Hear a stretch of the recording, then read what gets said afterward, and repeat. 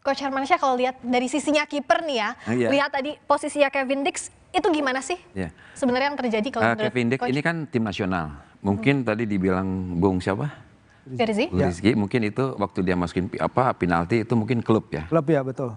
Tim nasional ini beda. Apa yang bedanya? Beban dia pasti berat. Ya, pertama itu. Keduanya pada saat tendangan penalti tadi itu kayak ada dirubah sedikit karena pada saat dia taruh bola, dia fokus ke kiper. Pada saat dia nendang, tujuan dia memang ke situ. Cuman begitu pas kiper tahu, dia arahkan sedikit lebih jauh ke jangkauan kiper, akhirnya kena tiang gawang. Oh, karena di-push menghindari kiper. Ya. Tendangannya lebih kenceng lagi. Jadi sebetulnya kiper sudah ngelihat itu, arah ke situ kan. Cuman ini Kevin Dix nih mungkin dia mau lebih tajam lagi, dia lebih kenceng lagi, ternyata tidak masuk. Ya, mungkin nambahin dikit ya soal Matty Ryan, karena dia pasti kenal Matty Ryan, mereka berdua main di kompetisi Eropa. Matty Ryan musim ini emang main bagus sekali bagi klubnya RC Lens di Prancis. Dia beberapa waktu lalu jadi man of the match dalam pertandingan penting lawan Lyon dan juga lawan Marseille di Liga Prancis. Jadi mungkin itu main ke pemikiran dia. Kiper yang sangat luar biasa yang sebelumnya juga menahan tandukannya si Jai Ijaz, ya mungkin itu juga bermain ke pikiran Dix. Mungkin saya harus sedikit ngelebar, akhirnya terlalu wide. Dan juga Mbak, kiper Australia dari jam terbang pengalamannya lebih luar banyak. Biasa, ya. Di Piala Dunia 2022 juga kan dia salah satu yang punya peran besar untuk Australia. Dia dari wawasan dia sebagai kiper pengalaman, dia membaca situasinya dia lebih cool ya. Dan Matty Ryan tuh saat menghalau beberapa kesempatan timnas, itu lebih tenang ya, Firzi ya, kalau kita lihat saat membaca kemana gerakannya timnas. Ya, jadi tadi sambil nonton saya juga sambil WhatsAppan sama teman saya yang jurnalis di Australia, emang dia bilang, kalau mempertahankan keunggulan, kami ini bagus gitu. Tim Australia ini bagus dalam bermain low block dan mencoba menghalangi lawan mencetak gol. Masalahnya dia juga bilang, oke, kita bagus bertahan, tapi kalian juga kurang menguji pertahanan kami. Rotationnya kurang, passingnya kurang, vision of the ball movementnya nggak kelihatan. Benar, tadi ada beberapa salah operan juga, positioning pemain juga jadi pertanyaan. Jadi kombinasi antara itu, punya kiper yang sangat solid, dependable, kapten yang udah bermain di Italia, bermain di Inggris, bermain di Prancis, sekarang ditambah dengan kombinasi penyerangan kita yang mungkin dalam laga ini masih bisa lebih baik lagi, menciptakan situasi yang kayak tadi. Akhirnya. Dan keduanya Australia dia main lebih tenang. Oke, nah ini kan Australia main lebih tenang kayaknya dilakukan Coach Shin, bukan maksud banding-bandingin mantan ya, Akmal ya, tapi kan kita lihat permainan waktu saat di GBK bisa nahan imbang 0-0, main melihat dulu strategi bertahannya lawan kayak gimana, kita cari peluang gitu. Ya, yang pertama ini bukan Lailatul Qadar buat Patrick Kluivert, tapi ini nightmare buat Patrick Kluivert karena sepanjang sejarah dia jadi pelatih, debut tidak pernah kalah, baru kali ini kalah pertama kali. Itu yang pertama. Yang kedua, Friska, ada 4 hal yang tidak bisa diprediksi manusia. Umur, jodoh, rezeki, dan termasuk sepak bola kita. Gitu. Dengan program akselerasi yang sangat luar biasa ya. Sekarang kita punya 19 pemain diaspora. Ternyata akselerasi ini tidak menjamin kita akan bisa berprestasi. Itu yang pertama. Yang kedua, sebenarnya momentum yang didapat kita adalah hampir sama ketika Piala Asia U23 kemarin. Ketika itu Australia dapat penalti yang kemudian ditahan oleh Hernando Ari. Setelah itu kepercayaan diri yang muncul adalah Indonesia yang mampu menahan penaltinya dari Australia dan akhirnya kita menang. Artinya sekarang keuntungan itu didapatkan Australia. Kita dapat penalti, sayang Kevin Dix tidak bisa memaksimalkan penalti yang diberikan. Dan yang menarik adalah Kevin Dix juga menjadi penyebab penalti berikutnya yang didapat oleh Australia dan Australia bisa mencetak gol. Dari situ kemudian saya lihat mental para pemain akhirnya agak sedikit lengah dan babak pertama kita kalah langsung 0-3 dan ini berat. Hanya Liverpool yang bisa melakukan dan menyusul ketinggalan 0-3 menjadi 3-3 gitu. Dan saya melihat ada beberapa perubahan yang dilakukan oleh Patrick Kluivert ini yang sangat progresif ya. Dia pakai 4 back pertama gitu kan. Yang menurut saya ini ada sesuatu yang yang baru justru untuk mayoritas pemain. Baru tapi salah strategi nggak Kluivert? Ya menurut saya ini adalah sebuah terobosan yang dia ingin lakukan sebagai sebuah perubahan karena gaya total football yang ingin dia mainkan. Emang resiko total football itu adalah main indah tapi kemudian akhirnya gagal menang dan tapi itu kalau kita sabar kan 1 poin aja, draw aja. Nah itu yang kita harapkan kan seperti itu. Karena kalau bicara misalnya kita bicara statistik, kita unggul 60% berbanding 40%. akurasi operan kita unggul dibanding Australia. Kita 86%, Australia 81%. Passing kita lebih banyak dari Australia. Kita 518, Australia cuma 324.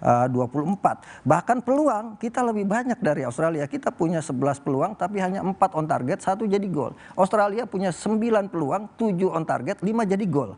Nah, ini menggambarkan bahwa mentalitas itu masih milik Australia. Bagaimanapun Australia adalah langganan Piala Dunia. Dan ini yang kita lupakan sebagai penggemar sepak bola, bahwa kita dengan program akselerasi menghadirkan pemain diaspora, kita bisa menaklukkan dunia dengan mudah. Dan ini sebenarnya bagian dari evaluasi kita kepada PSSI juga, bahwa tidak mudah untuk mencapai sesuatu dengan cara yang instan. Itu yang pertama yang ingin saya ingatkan. Yang kedua adalah bahwa apa yang kita hasilkan hari ini ya itu bagian dari misteri sepak bola yang kemudian harus kita terima. Dan saya bilang tadi bukan Lailatul Qadar buat Patrick Kluivert. Tapi belum tentu juga misalnya di bawah Sintayong kita bisa menang atau bisa seri, walaupun di GBK kita main bisa menahan imbang Australia ketika tapi itu. Tapi strategi Kluivert coba-coba nggak sih di debut ini? Ya itu kan filosofi bermainnya dia pasti berbeda dengan apa yang dilakukan oleh Sintayong. Saya bahkan beberapa kesempatan ketika pergantian pelatih dari Sintayong kepada Kluivert, saya katakan dengan kaidah-kaidahnya Pak Erick Thohir yang orang laks pada NU, saya bilang al-muhafazu ala salafi sholih wal akhzu bil jadidil asla sumal asla al islam wal asla sumal asla. Pertahankan yang bagus dari peninggalan lama, kemudian lakukan perubahan progresif untuk penyempurnaan dari target yang ingin dicapaikan. Apa yang ingin saya katakan, bahwa Sintayong punya pertahanan yang bagus dan harusnya itu dipertahankan. Nah, ketika kita di babak kedua main pakai 3 back dengan masukkan Rizky Ridho, itu permainan lebih kelihatan. Saya ngelihat justru faktor ya, dalam tanda kutip, faktor salah satunya Kevin Dick main tidak bagus. Kemudian juga Messilger ketika gol kedua terjadi itu hampir sama ketika kita kalah sama Cina dengan sebab Messilger juga ketika itu gitu kan. Artinya ini pemain paling mahal kita loh gitu kan. Ternyata tidak juga bisa kemudian menjamin pertahanan kita menjadi lebih kokoh. Gol kedua, gol ke 4 ke 5 kan itu semua bola tendangan sudut yang kemudian tidak diantisipasi dengan baik. Artinya ada kelengahan di situ. Saya melihat ada beberapa pemain yang off day. Salah satunya Nathan Choaon misalnya. Ada gol yang kedua kalau tidak salah, ketiga ya. Ketika kemudian bola ditendang, membentur, bola tendang, ada Nathan Choaon di sini tapi nggak bergerak sama sekali gitu. Nah, kayak kalau Bung Akmal tidak mau bilang ini strateginya tepat atau tidak tepat, tapi itu filosofinya Kluivert. Tapi kalau dari Bang David lihatnya apakah memang ada salah strategi Kluivert di debutnya ini? Bukan salah strategi, ya tadi kalau yang namanya pelatih baru kan pasti mencoba semua komposisi ya. Cuma ya ketempuannya di komposisi yang pertama dicoba ada di pertandingan yang sangat penting, pertandingan yang harusnya kita dapat poin minimal seri untuk biar bebannya nggak berat. Betul, untuk menjaga motivasi pemain, menjaga motivasi supporter juga. Kalau kayak gini kan supporter jadi kayak lesu, lemah. Dan gini juga Priska, setiap pertandingan pertama itu all beginning kata orang is difficult. Dan Sintayong mengalami itu juga. Sintayong ketika debut juga kalah. 25 Mei 2021 saya ingat banget Sintayong kalah 2-3 dari Afghanistan. Luar biasa memorinya Bung Akmal gitu ini ya. Artinya apa? Artinya kemungkinan menang kalah untuk seorang pelatih baru itu akan terjadi. Yang memang lebih menguntungkan adalah Toni Popovic. Ketika menggantikan Graham Arnold, dia langsung debut dan menang lawan Cina 3-1 di kandang gitu ya. Nah kan ini yang berat buat kita adalah kita main di luar kandang. Sebenarnya ada filosofi Sintayong yang realistis menurut saya.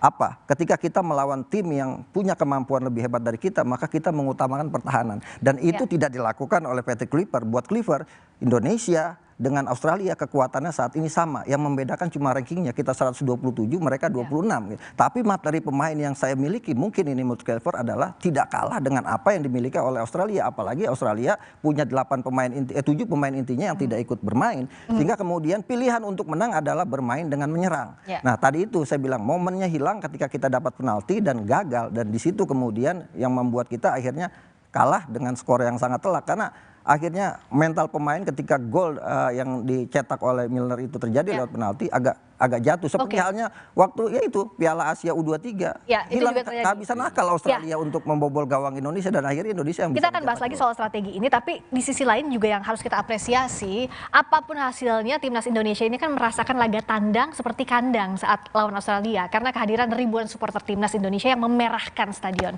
Kami kembali sesaat lagi di Rosi.